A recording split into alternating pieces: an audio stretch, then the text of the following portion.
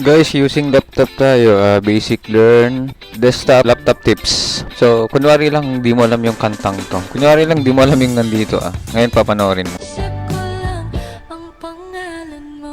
Minsan kasi kinatamad tayo ilagay na lang yung lyrics para i-search sa Google. Karamihan ganun. Pero pwede mo namang habang piniplay to, i-plug in mo si Shazam at si Aha. Ngayon, magko-comparison lang tayo kung mare-recognize niya. Tulad niyan, play natin.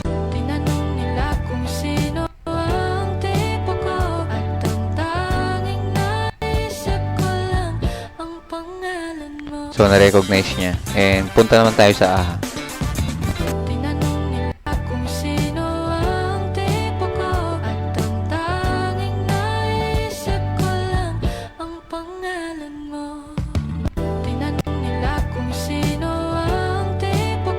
So, same sila. Parehas lang nangalan. And minsan kasi may time na hindi kaya ni Shazam, kaya ni AHA. Ngayon, may time rin na kaya ni AHA, hindi kaya ni Shazam. Parinig mo. Paparinig mo sa kanya. Kung nare-detect niya. I promise myself to trip myself and visit a nearby tower and climbing to the top. So, hindi kaya ni Shazam. Almost ang kaya niya lang kasi yung mga international, ganun. Bira lang rin siya sa Tagalog. Ngayon, punta tayo kay AHA. Pinutin mo muna bago mo pinutin to.